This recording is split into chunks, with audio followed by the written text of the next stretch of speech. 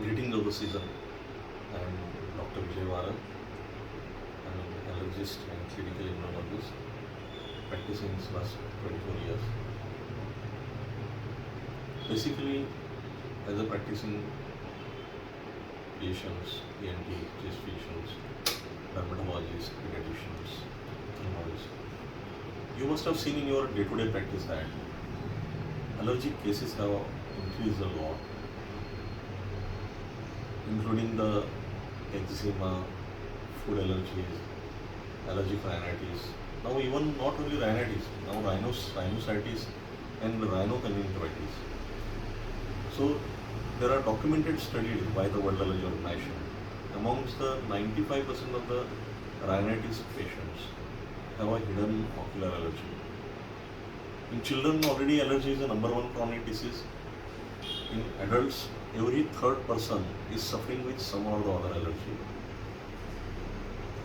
In children with asthma, 90% of the children have an underlying allergy. In adults also with asthma, when we do the skin allergy test, the standardized one, we have found around more than 65 to 80% of the patients have an allergen sensitivity. So considering these, while managing these patients with asthma, allergic rhinitis, or skin allergies, ocular allergies, food allergies, how we manage the diabetes, the same way the allergy management should be, the awareness should increase.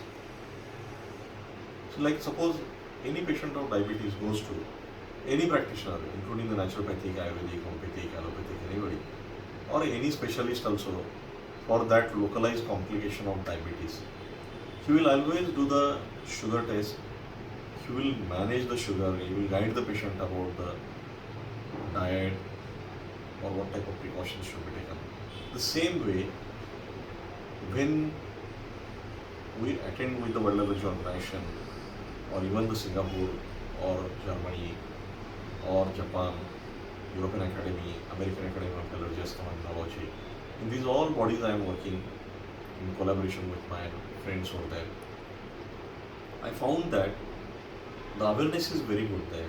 That's why these patients always, the trigger factor, environmental may be there, it may be food, it may be the sensitivity for the skin also. Those things are analyzed, the accurate standardized tests are done, the patient is educated for what type of precautions should be taken, what was the environmental control. Simple one, like suppose dust mite is around 60 to 80%. So the bed, the dust mites are reaching to that. Then suppose indoor boards into the offices, in the house, in the bathrooms or kitchen, that guidance is given to the patients with the liquid ammonia cleaning. In pollens, so they travel around many kilometers. And accordingly, we have to guide the patients. Specifically in the winters when the smog is there, these pollens and the pollutants, they are trapped inside now. The patient is inhaling. So one way he is taking inhaler or nasal sprays or oral antihistaminics or montelitas like leukotriene antagonists, or even now we are having so many omalizumab, mepolizumab, bendalizumab like biologicals we are using as a safer alternative to the steroids, because steroids we know they have long-term side effects, oral or parenteral, whatever we are using. So considering these target treatments also we are using, and the patients having a very good relief, the symptomatic control as well as the inflammation control is very well, and they have very good quality of life. But along with that, if we guide the patients about this environmental control or whatever the food avoidance, simple one, very few patients have an actual primary food allergy. Most of the patients there is a food intolerance. So we have to differentiate that, and whenever required, we can do the specific IG, skin allergy standardized testings, or very few patients, there is a component resolved diagnosis now.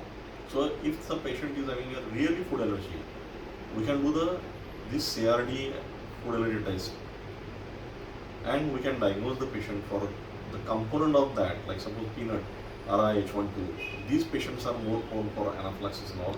They have to carry the EpiPen, ready to use the adrenaline injection. Or suppose in a milk the albumin or globulin allergy is there, but suppose the patient is having a casein component allergy, then the patient can use that with the baked form, or boiled milk can be used that way.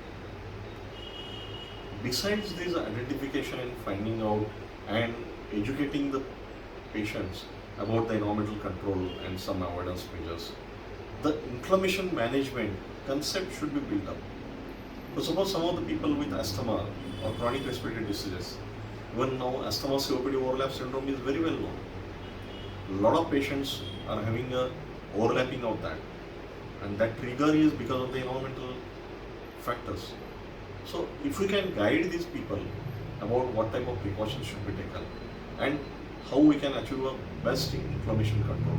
Suppose some patients have a trigger in the rainy season, so we have to be prepared, and before the rains only we have to give the proper inhaled anti-inflammatory medications. Somebody may have a long-acting beta-2 agonist with steroid controller, or somebody may require a glycopyramine, somebody may require newer molecules like vilanterol, and these can be utilized in the specific patients. Now even in the COPD also, the specific molecules will have a very good oral or parenteral steroid efficacy, so that the side effects will be less. And we have to educate to the people like this. Inflammation is going to take some time, and it should be used properly. So that awareness amongst the patients is not there still.